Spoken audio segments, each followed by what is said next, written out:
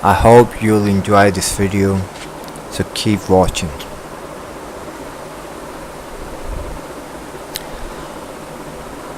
This video will give you information about French Revolution.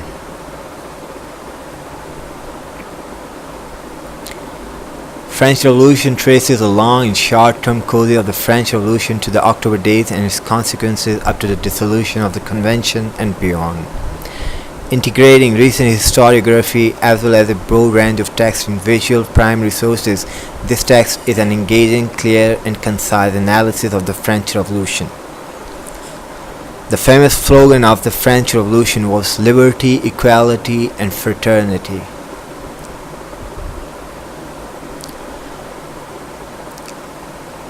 A famous quote from Declaration of the Rights of Man and the Citizen, which was written at the start of the French Revolution in 1789. It states that ignorance and disregard for the rights of man are the sole causes of public misfortunes and of the corruption of governments. What was French Revolution? So let's see. The French Revolution was a period of far-reaching social and political upheaval in France and its colonies that lasted from 1789 until 1799, around 10 years. It was partially carried forward by Napoleon during the late expansion of the French Empire. Forming the National Assembly, since clergy and monarchs would not listen, the third-class people decided to break away and start their own assembly. So it all started with formation of the National Assembly. Because there was class system in France, there were three classes: clergy, monarchs, and the third class was labor class. And labor class were the most suppressed, and all the taxes were collected from labor class, while clergy and monarchs only enjoyed on their taxes. So on June 10, 1789, they started the National Assembly. The king tried to stop them by closing their meeting room, but they met in an indoor tennis court instead. On June 20, they took the tennis court oath, where they promised to work until they had created a new constitution for France. The nobility and the king were angry over formation of this assembly. Soon Paris was filled with riots and looting. On August 26, the National Assembly adopted the Declaration of the Rights of Man and the Citizen. The revolution formally began on July 14, 1789, when revolutionaries stormed a prison called the Bastille. The prison contained weapons, as well as it was a symbol of the power of the nobility and the rule of the king. By the afternoon, the people had broken into Bastille and released the 7 prisoners being held there. The member of the Third Estate took over Paris. The president of the National Assembly at the time of the tennis court oath, Jean-Sylvain Bailly, became mayor of the city. By the end of July, the revolution had spread all over France within 1 month. The harvest of the 1789 had been poor and France was in debt. On October 5, 1789, crowds of Parisian women met at City Hall to demand bread, and when they were refused, they marched 12 miles to Versailles to confront the royal family. This event is known as October Days or October March.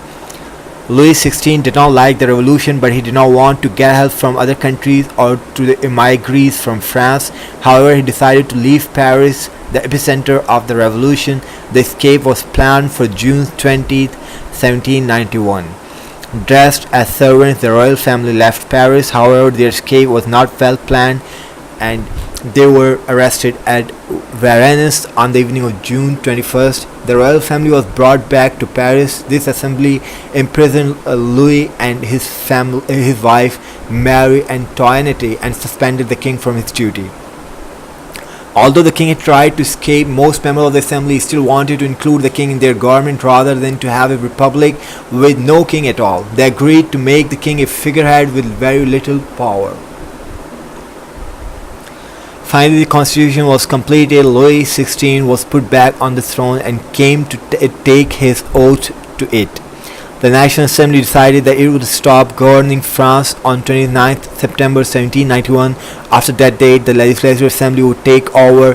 The Legislative Assembly which lasted for 1 year from 91 to 92. The native Legislative Assembly met for the first time in October 1791. Under the Constitution of 1791, France was a constitutional monarchy. The king shared his rule with the Legislative Assembly but had the power to stop veto laws he did not like. He also had the power to choose ministers. The Legislative Assembly had about 745 members. 260 of them were Feuillants or constitutional monarchists, 136 were Girondins and Jacobins, left-wing liberal Republicans who did not want a king. So those who did not want a king were in minority, comparatively in minority. So this is a picture depicting French Revolution. The other 345 members were independent, but they voted most often with the left wing. The Legislative Assembly did not agree very well. The king used his veto to stop laws that would sentence immigrants to death. Because so many of the members of the assembly were left wing, they did not like this. The kings and emperors of many foreign countries were worried by the French Revolution. They did not want revolution in their own countries. Because they did not want revolution in their own countries, they were worried because they thought that the French Revolution may have bad effect on their lands. Actually, the French Revolution was itself an after effect of American Revolution. Anyways, on 27 August 1791, Austria and Prussia signed a declaration asking for Louis XVI to be set free and the National Assembly to be ended. They warned that they would invade France if their requests were ignored. The declaration was taken very seriously among the revolutionaries. On 20th April 1792, the Assembly voted to declare war on Austria, Holy Roman Empire, but the revolution had made the army weak. Many soldiers deserted. Soon Prussia joined on the Austrian side.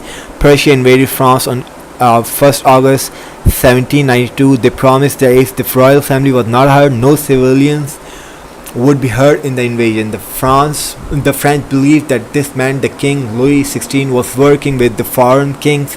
This first stage of the French Revolutionary Wars continued until 1797. September massacres. In September 1792, the Legislative Assembly was left almost with no power. No single group was controlling Paris or France. The country was being invaded by the Prussian army. The revolutionaries were very angry and violent. They began to go into prisons and kill people they thought were traitors to France. They hated the priests of the Roman Catholic Church the most, but they also killed many nobles and ordinary people. By 7 September, 1400 people were dead.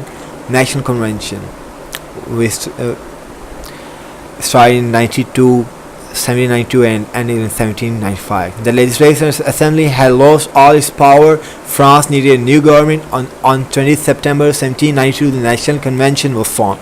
The convention had both Girondins and radical Jacobins. The death of King Louis XVI. The execution of Louis XVI by means of the guillotine, a major event of the French Revolution, took place on 21st January 1793 at the Place de la Revolution Square in Paris. Guillotine was a machine which cut throat. It was an invention of this period. The Brunswick Manifesto had made many people suspicious of the king. They thought he was plotting with the Prussian and Austrian rulers to invade France. The National Convention voted and found Louis XVI guilty. Here is where France lies.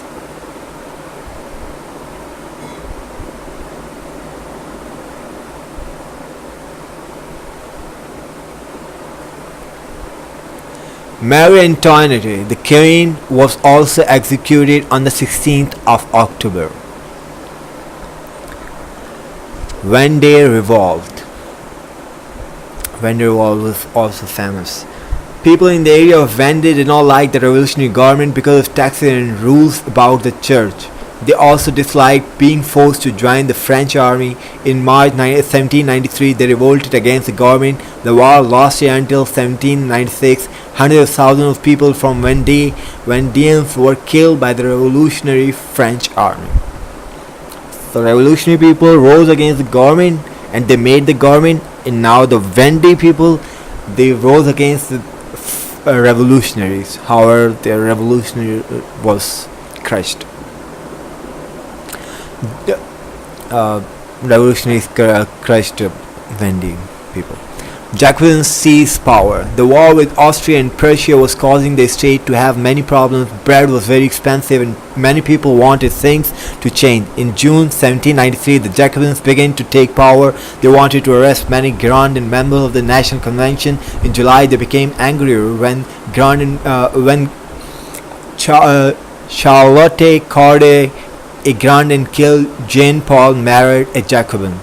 By July, the coup was complete. The Jacobins had taken power. They put in new radical laws, including a new republican calendar with new months and new 10-day weeks. They made the army bigger and changed the officers to people who were barely soldiers. Over the next few years, this helped the Republican army push back the attacking Austrians.